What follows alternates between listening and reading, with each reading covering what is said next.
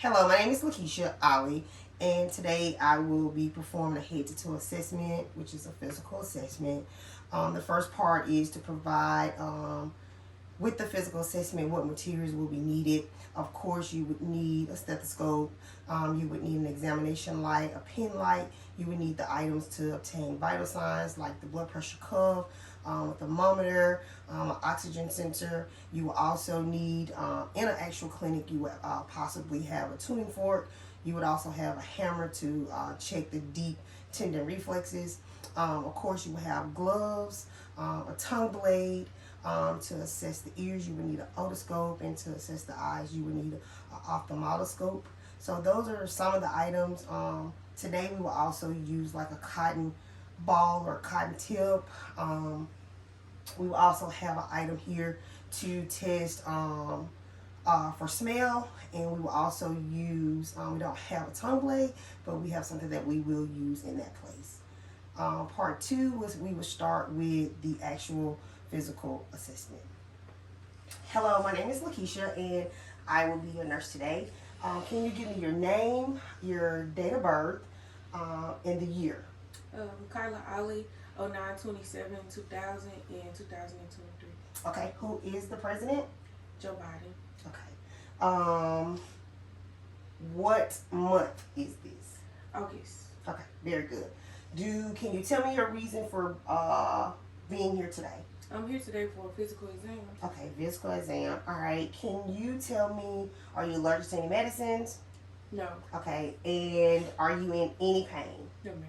All right. The initial part is to make sure that I wash my hands, of course, and to wear gloves. On the physical assessment, initially I would observe the patient actually walking into the room. That way I can assess mobility. I will also look at her general appearance to see if her appearance is neat, dressed appropriately for the occasion or the season. And in this case, she is. She was alert and oriented ×4. Deny any pain. So what I'll do next is we'll start from your head and work our way all the way down. What I initially would do with gloves would just look at your scalp to make sure there's not any redness, massage your scalp to make sure there are not any lesions or any masses or even any hair loss or any infestations. And palpating her scalp, there aren't any abnormalities. Next, I would have you to just look at me. The first thing I would do is do a visual inspection to make sure everything is, looking at your face, everything is symmetrical, looking at your eyes, looking at your nose and your mouth. Your skin color is a good skin tone, no visible rashes or lesions noted.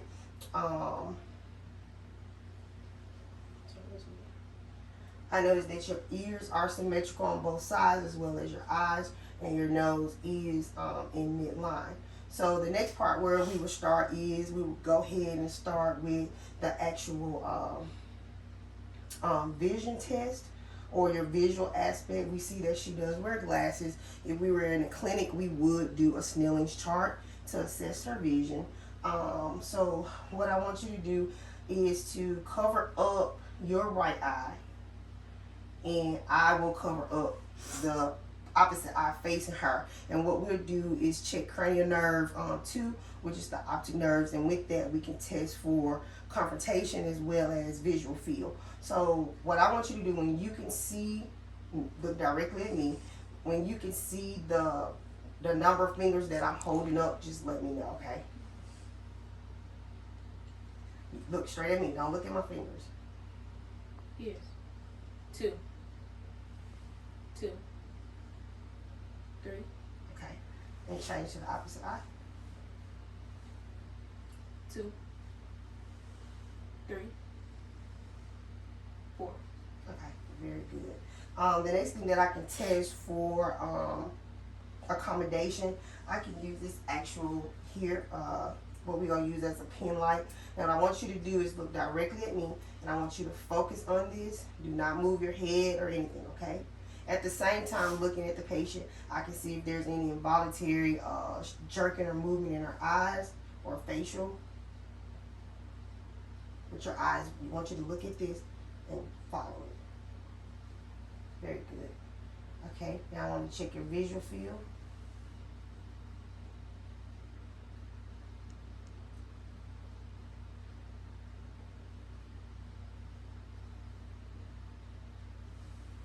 All right, very good. What we would do next is dim the lights, and that would be so that I could check her pupils and the reaction to it constricting to the light. But as we can see, we have light on, and I would just look to see what size her pupils constrict and document that as well. Normally they constrict the normal size is 3.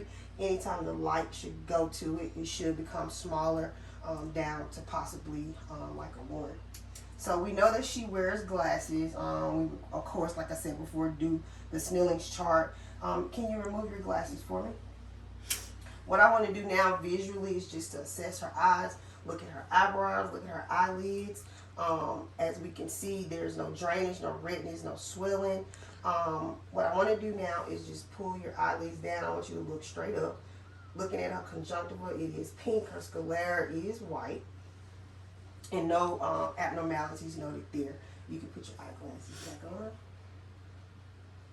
Alright.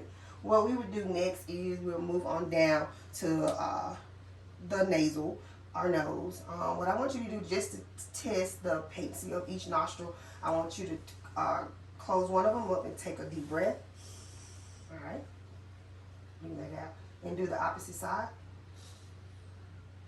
Are you a little stuffy? Okay. Alright. What I want to do now is just take my actual pen light. I can look at her nose and it is midline. Her septum is within midline. There's no deviation. What I would do is just hold her head back and just actually look up into her nares to make sure there's not any drainage or redness or any polyps or any bleeding.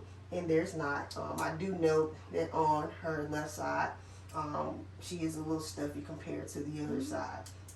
What I want you to do now is close your eyes. And what we would do is test cranial nerve 1, which is olfactory.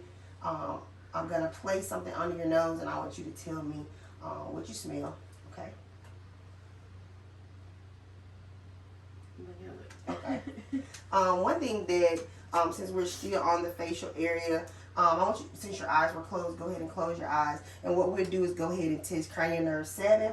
I want you to let me know when you feel something on your face and exactly what am I touching, okay? Forehead. Cheek. No. Chin. Okay. Alright, that tests the cranial nerve 5. What we would do now is move to her ears, and I'll actually check both sides, looking at the external part of the ear. I'll palpate it and move it. Any pain or discomfort? No. I see no drainage or anything, no redness. We'll do the same thing on both sides. With an actual otoscope, if we had one here, we would look into the ear to look at the tympanic membrane. The tympanic membrane should be a pearly grayish, shiny when visualized. Hopefully, if we looked in her ear, we wouldn't see any redness or a bulging eardrum, but that's in that part. Next, what we'll do, moving on down, which would be your mouth. The first thing I noticed visibly that her lips are pink in color. They're not bluish, meaning, you know, like lack of oxygen or cyanosis. What I want to do now is just to get you to open your mouth. And we're going to use this as a tongue blade.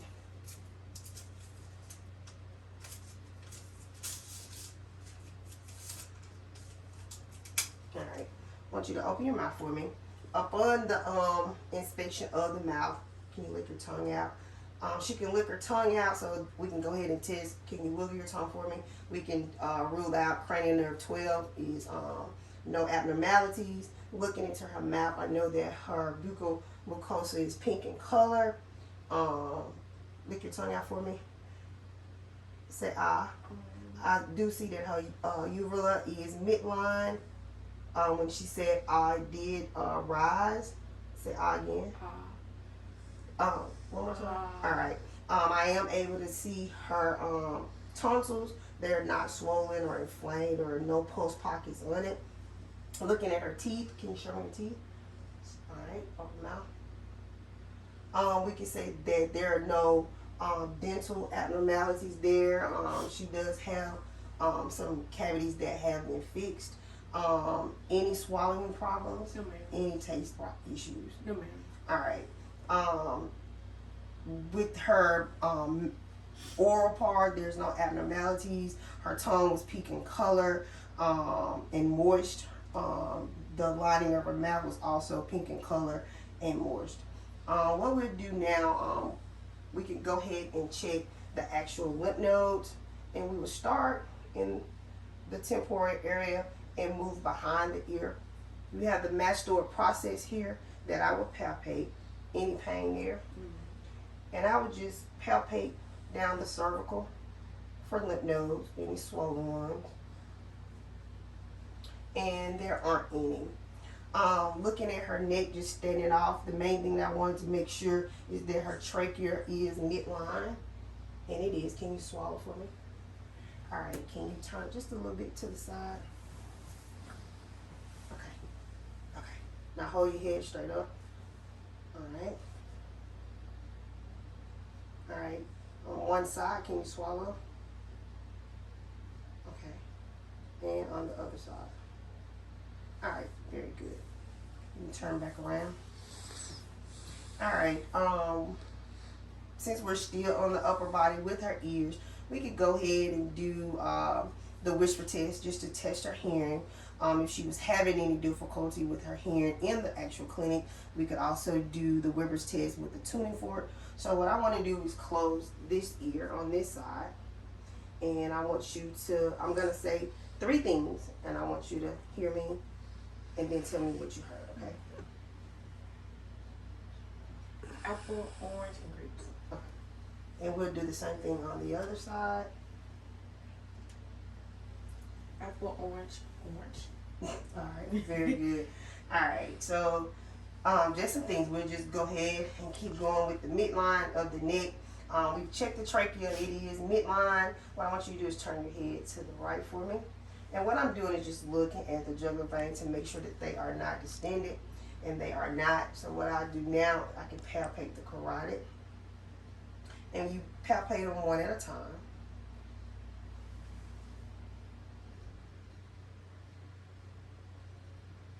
All right, and they are 2+. At this time, I can go ahead and listen to them to rule out, to make sure there aren't any bruits. Can you take a deep breath and hold it for me? All right, let it out.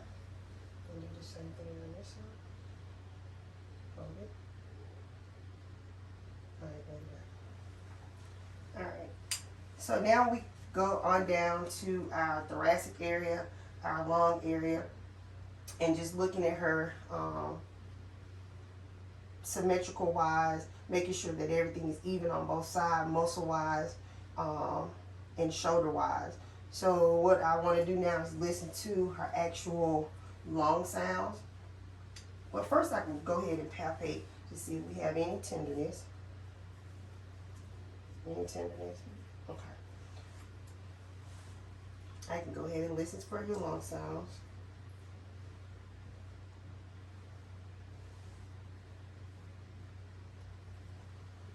And just breathe normally. And during the inspection, I can also be checking her respiratory status and notice that she's not in any distress. No axillary muscles are being used.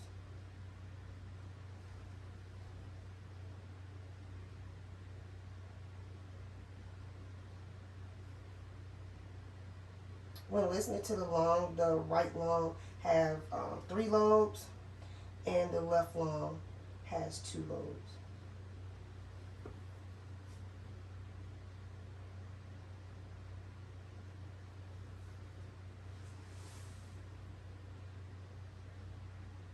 Put your hand on your hips for me.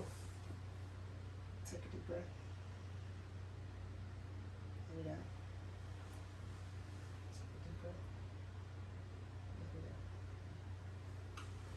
So on palpitation, there were no abnormalities, no lesions for mass is noted. Any pain or tenderness. Okay. The same thing that I would do anterior, I will also do posterior. So if you don't mind, well, we can turn this way. Yeah. The same thing I would do is initially inspect to make sure that everything is symmetrical, as well as with the muscles. Any pain or tenderness on touch? No. All right.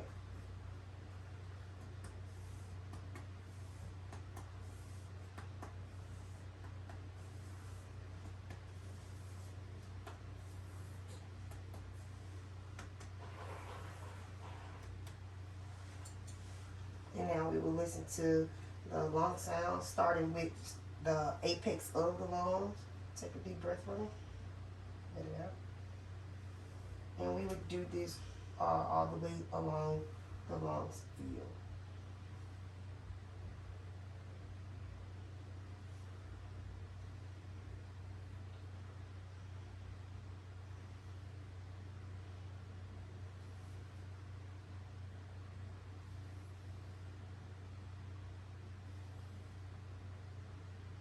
Okay, let's turn back around for me. Oh, before you turn, I want to check for tactile firmness. When I put my hands on you, I just want you to say 99. 99. A little louder. 99. And this is just the 99. checking the vibration. 99. Alright, what I want you to do now is sit up straight. And this is just to take the symmetrical expansion. I want you to take a deep breath. Let it out. One more time. Alright. Okay, if you could turn back around for me. At this point, we've listened to the lung sounds. We've listened to them anterior and posterior. What I want to do now is go ahead and check your heart sound. So if you can lay back for me. And we're going to drape you. You can go ahead and roll this up.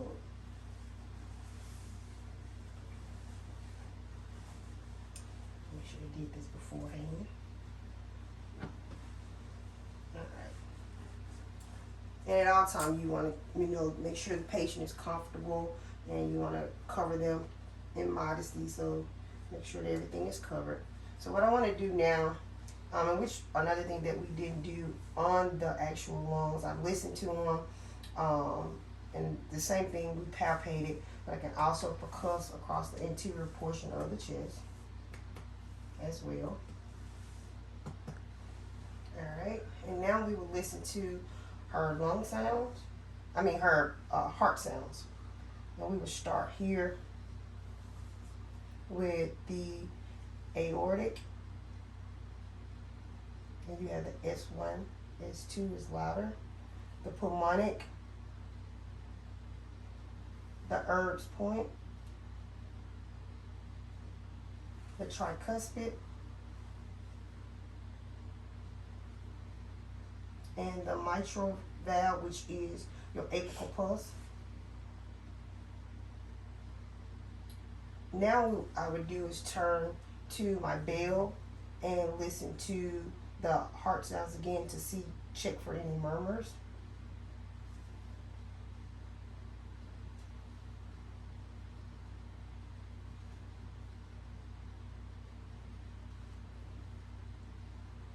Alright. Now that we are in this position, I could go ahead and actually check her upper extremities. Check the range of motion.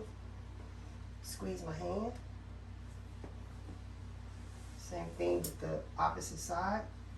We're checking the joint, make sure there's no inflammation or redness or swelling, no crepitus. Squeeze my hand. I can also go ahead and check her pulses here, her brachial pulses. 2+ equally bilaterally, and her radial. 2+ equally bilaterally. With the abdomen, the first thing that I want to do is stand off and inspect it. And I do notice that it is flat. Her umbilicus is in midline. What I want to do initially is go ahead and auscultate her bowel sounds.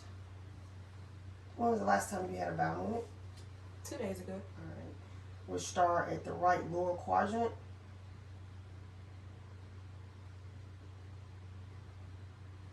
Right upper quadrant. Left upper quadrant.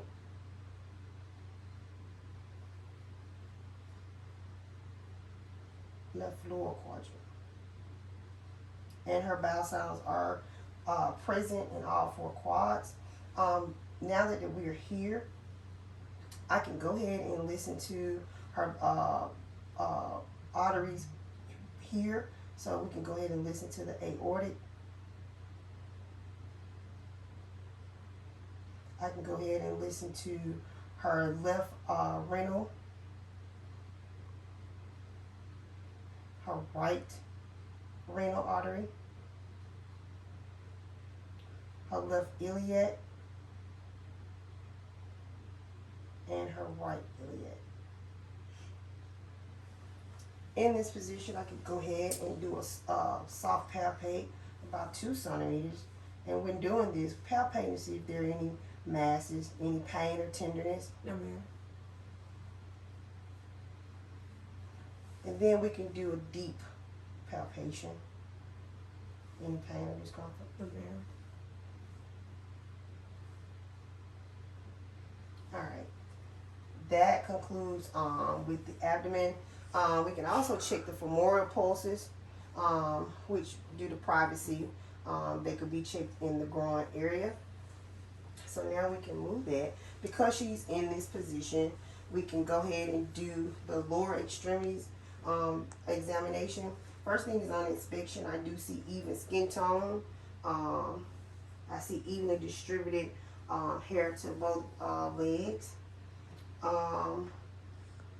What I can do is go ahead and palpate her popliteal pulses. And they are present +2. I can go ahead and check her posterior tibia pulses. And they are present +2. And go ahead and check on anterior on top of her both bilateral feet, her dorsal pedis pulses. And they are present +2. If for some reason I was unable to palpate them, I could also use a Doppler to check her lower extremity strength. I want you to push against my hand. Okay. And I want you to raise both of your legs and push against me. All right. I'm going to move this pillow just for a second. And what I want to check is the Babinski reflex under your foot. And don't look at me. You ready? Mm-hmm.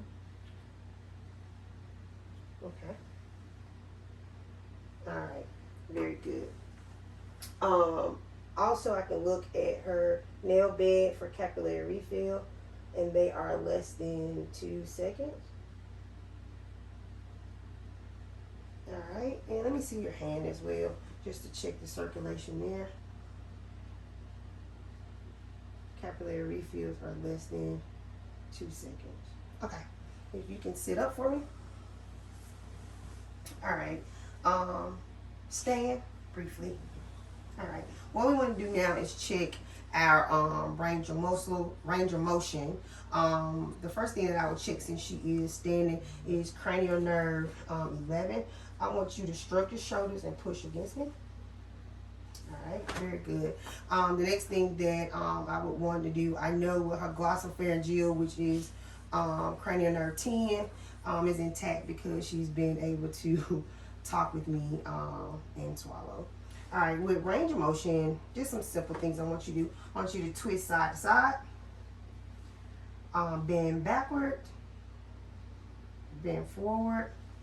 All right, raise your arms in the air, to the side, to the front.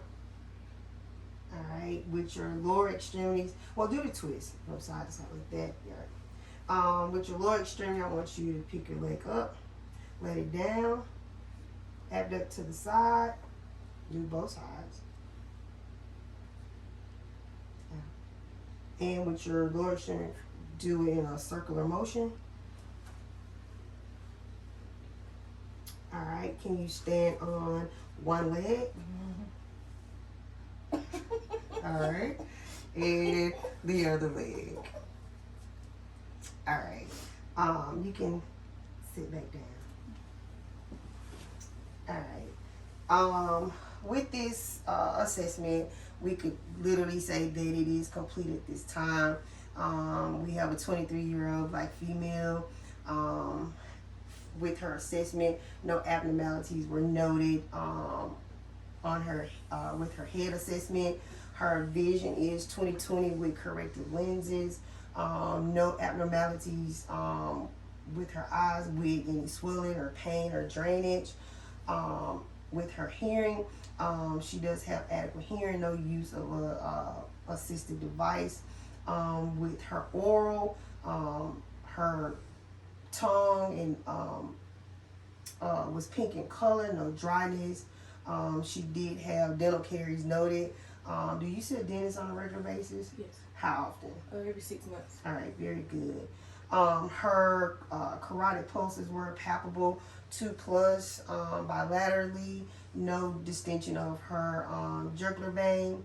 Her upper extremity lungs were clear bilaterally, no adventitious sounds, no wheezes, no crackles, no stridor. No use of axillary muscles, no signs of respiratory distress. With her abdomen was soft and non-distended, positive vowel sounds in all 4 quads. The patient was able to move upper extremities with 5+ strength, as well as her lower extremities, adequate range of motion, no redness or swelling to joint areas bilaterally, and the patient was mobile, able to walk without any assistive device. Patient denied any pain or discomfort. All 12 cranial nerves were intact. At this time, this concludes my head-to-toe physical assessment.